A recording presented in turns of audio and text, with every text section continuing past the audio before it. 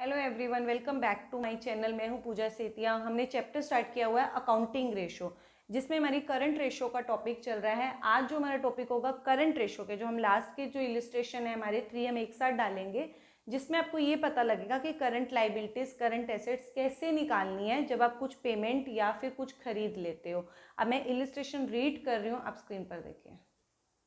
Illustration number इस book में अभी 13 है। Ratio of current assets 6 lakh दी है, current liabilities 4 lakh is 1.5:1. The firm interested in maintain the current ratio of 2:1 by paying a part of the current liabilities. Means कि current liability का अगर वो कुछ पार्ट पे कर देगा तो उसकी रेशियो 2:1 हो जाएगी। Compute amount of current liabilities that should be paid so that current ratio at level 2:1 में बी मेंटेन। अब देखो, हमें इस क्वेश्चन में करंट एसेट्स और करंट लाइबिलिटी दी थी 6 लाख और 4 लाख। उसके अकॉर्डिंग अगर 6 लाख और 4 लाख को आपस में डिवाइड कर दो तो आपकी रेशो 1.5:1 आएगी। लेकिन फर्म मतलब कंपनी जो है, आपने उसमें बिजनेस में 2:1 की रेशो मेंटेन करना चाहती है। जब देखो रेशो इतनी है, उसको वो इंक्रीज करना चाहेगी ना, तो नेचुरली है कि वो कुछ पेमेंट करेगी। और अगर रेशो डिक्रीज करना चाहेगी तो इसका मतलब कुछ परचेज करेगा। तो अब हमें क्या करनी है, न्यू रेशो आपको क्या चाहिए 2:1। तो उसने ये भी बोला है क्वेश्चन में, जब हमने रीड करा था कि करंट लाइबिलिटी का पार्ट उसने क्या किया, पे किया। हमने लास्ट इलस्ट्रेशन में किया था कि अगर एक लाइबिलिटी की पेमेंट होती है, लाइबिलिटी की पेमेंट होती है, करंट लाइबिलिटी की अगर आप क्या करते हो, पेमेंट करते हो, तो करंट लाइबिलिटी क्या हो जाएगी, जब पे करोगे डिक्रीज हो जाएगी। करंट लाइबिलिटी क्या हो जाएगी, डिक्रीज हो जाएगी। और कैश भी जाएगा, तो कैश करंट एसेट्स में क्या होगा, कैश, क्योंकि जब आप पेमेंट करोगे तो वो भी क्या हो जाएगा, डिक्रीज हो जाएगा। तो दोनों मतलब करंट एसेट्स भी और करंट लाइबिलिटीज भी डिक्रीज हो जाएगी। तो हम उस पे इन दोनों चीजों को, अब हमें यही निकालना है कि कितना अमाउंट उन्होंने पे किया। तो हम क्या करेंगे, इन दोनों को एक्स एक्स एज्यूम कर लेंगे। अब हम सबसे पहले करंट रेशो का फॉर्मूला लगाएंगे।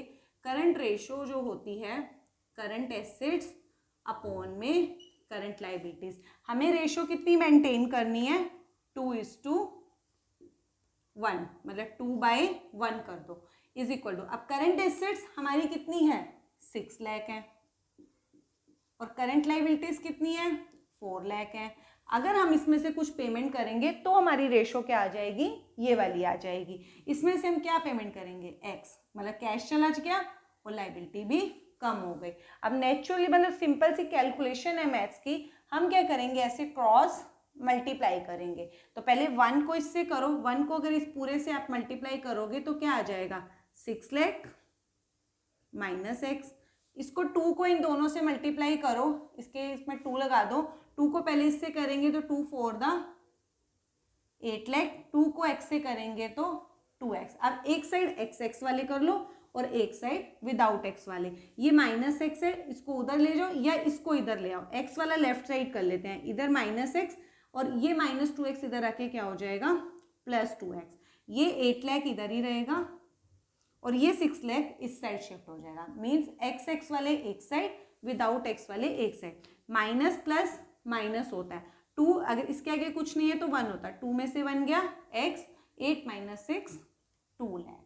तो दिस मीन्स हमने ये जो एक्स है ये कितना पेमेंट करा होगा, 2 लाख रुपीज का। मतलब आपने लाइबिलिटीज की कितनी पेमेंट करी, 2 लाख रुपीज। तो आपकी रेशो जो हो जाएगी ये 2:1 आ जाएगी। ये क्वेश्चन हमारा यहाँ पर कंप्लीट होता है। नेक्स्ट क्वेश्चन रीड कर रही हूँ, आप स्क्रीन पर देखिए। ए फर्म हैड करंट एसेट्स आपको दी हुई है 3 lakh, it's paid current liabilities 60,000।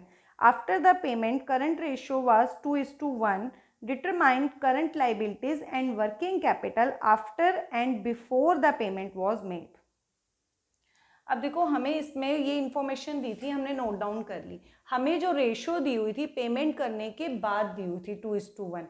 तो आपको करंट लाइबिलिटीज और वर्किंग कैपिटल निकालनी है पेमेंट करने से पहले वाली और बाद वाली। तो सबसे पहले हम ये चेक करेंगे कि जो हमें रेशो दी है वो कौन सी दी है, आफ्टर पेमेंट। तो सबसे पहले करंट रेशियो का फॉर्मूला लगाएंगे। करंट रेशियो का फॉर्मूला होता है करंट एसेट्स अपॉन में करंट लाइबिलिटीज। अब करंट रेशियो कितनी है 2:1, तो इसकी जगह आप क्या करोगे 2/1 लिखोगे। अब ये जो करंट एसेट्स दी हुई हैं आपको 3 लाख दी हैं, लेकिन ये पेमेंट करने से पहले दी हुई है, पेमेंट करने के बाद वाली इन्होंने क्वेश्चन में नहीं बोला था। तो ये करंट एसेट्स की जगह हम क्या लिखेंगे 3 लाख लिखेंगे, ठीक है। लेकिन हमने कौन सी रेशो यूज करी पेमेंट करने के बाद वाली, तो हमें करंट एसेट्स भी और करंट लाइबिलिटीज भी दोनों कौन सी चाहिए आफ्टर पेमेंट वाली। तो ये करंट एसेट्स हो गई हमें जो दी हुई थी, करंट लाइबिलिटीज हमें दी नहीं हुई थी। तो करंट लाइबिलिटीज आप क्या मान लोगे, करंट लाइबिलिटी को क्या मान लोगे एक्स मान लोगे।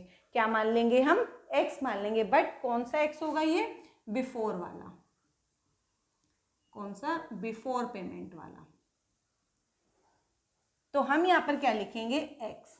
अब हमने रेशो जो यूज करी है, ये जो रेशो यूज करी, ये जो रेशो है ये आफ्टर वाली है, तो हमें ये दोनों भी चीजें कौन सी होनी चाहिए आफ्टर वाली होनी चाहिए। अब हमने पेमेंट जब करी, लाइबिलिटी जब पेमेंट करोगे 60,000 की, तो जब लाइबिलिटी पे करेंगे तो कैश और लाइबिलिटी दोनों क्या हो जाएंगे कम हो जाएंगे। कैश क्या है करंट एसेट्स, लाइबिलिटी तो हमें पता ही है करंट लाइबिलिटी पे करी है, तो जब दोनों पे करेंगे तो दोनों क्या हो जाएंगे माइनस हो जाएगा। तो ये 60,000 जो आपने पे किया, इसमें से 60,000 यहाँ पर भी माइनस हो जाएगा और यहाँ पर भी माइनस हो। तो अब ये करंट एसेट्स और करंट लाइबिलिटी कौन सी बन गई आफ्टर वाली बन गई। अब हम इसको क्रॉस मल्टीप्लाई करेंगे। क्रॉस मल्टीप्लाई ऐसे करते हैं, ठीक है, ताकि हम x की वैल्यू फाइंड आउट कर पाए। पहले 1 को देखा करो, 1 को अगर हम इससे करेंगे तो ये एज इट इज आ जाएगा। 3 लाख में से 60,000 गया 2,40,000।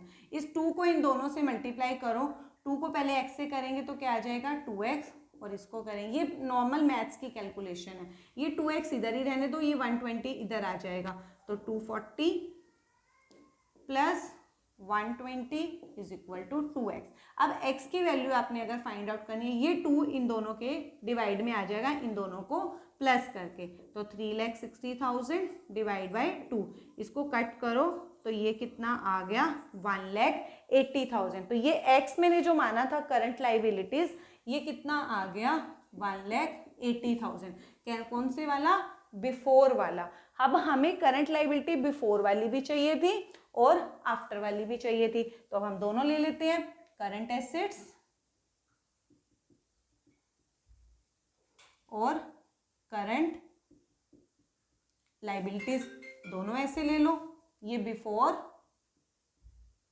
और ये आफ्टर, दोनों ऐसे कॉलम बना लो। करंट एसेट्स बिफोर वाली कितनी है हमारे पास 3 लाख है, और आफ्टर वाली कितनी हो गई थी 3 लाख में से 60 चला गया था 2,40,000।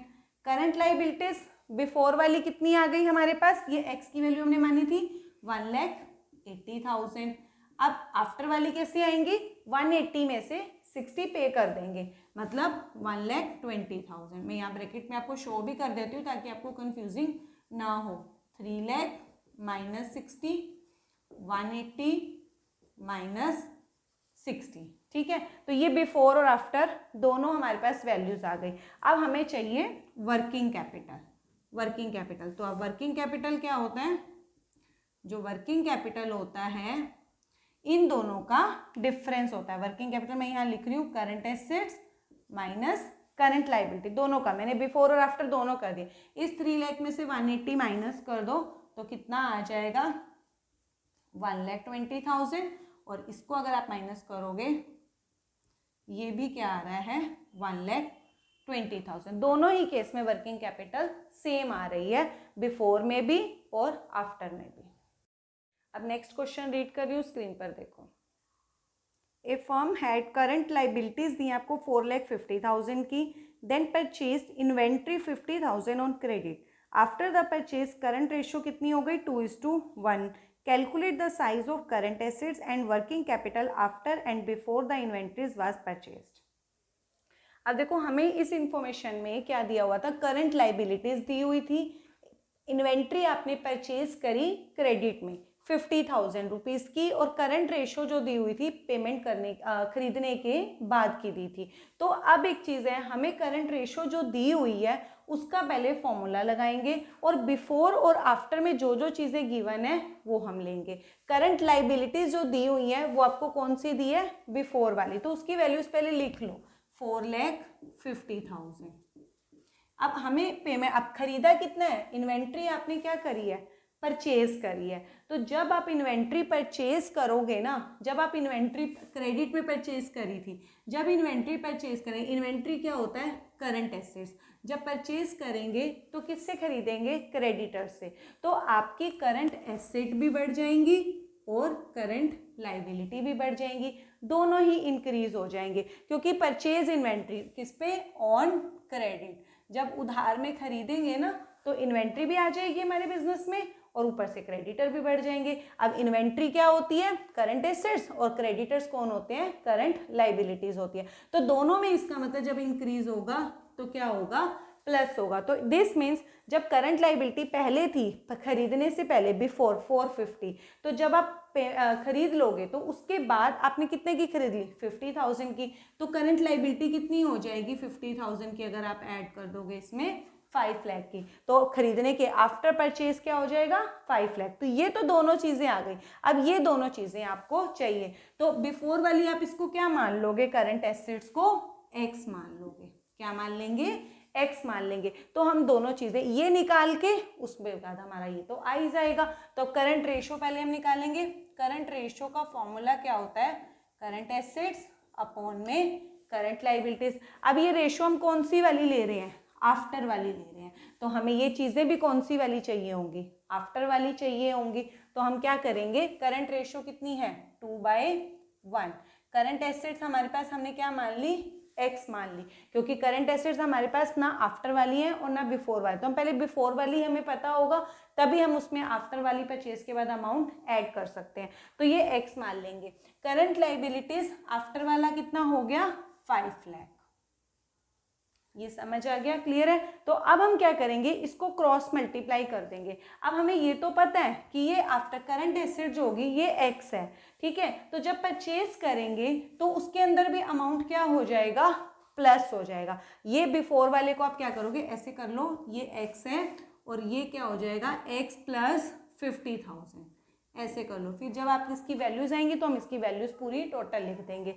तो हमें कौन सा लेना है यहाँ पर, ये सब चीजें कौन सी हैं हमारे पास, आफ्टर वाली, क्योंकि हमारे पास रेशो हमने आफ्टर वाली यूज करी है, तो करंट एसेट्स और करंट लाइबिलिटीज भी कौन सी वाली लेंगे हम, आफ्टर वाली। तो हमने पहले आफ्टर वाला कॉलम कंप्लीट कर लिया। तो करंट एसेट्स जो है हमारी आफ्टर वाली क्या हो जाएंगी, एक्स प्लस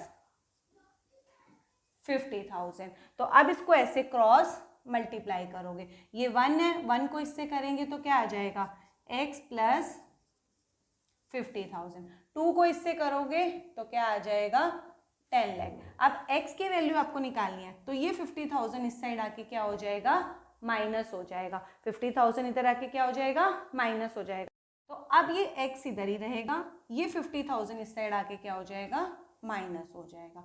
10 लाख में से 50,000 माइनस कर दो तो ये कितना आ गया, 9,50,000। ये x आया, x हमने क्या माना था, बिफोर वाला, तो सिंपल, वेरी सिंपल। तो ये कितना आ गया, 9,50,000। तो आफ्टर वाला भी क्या हो जाएगा, x की जगह अगर 950 लिख देंगे, 950 प्लस 50, तो ये कितना हो जाएगा, 10 लाख हो जाएगा, ठीक है। तो अब ये आ गया हमारे पास। अब हमें इसके अंदर, इस क्वेश्चन के अंदर उन्होंने बोला था कि करंट एसेट्स बिफोर वाली भी और आफ्टर वाली, बिफोर वाली कितनी आ गई, 950, और आफ्टर वाली आ गई 10 लाख। और हमें वर्किंग कैपिटल भी बताना था। वर्किंग कैपिटल जो होता है वो करंट एसेट्स और करंट लाइबिलिटीज का दोनों का डिफरेंस होता है। तो 950 में से 450 गया तो कितना आ जाएगा, 5 लाख।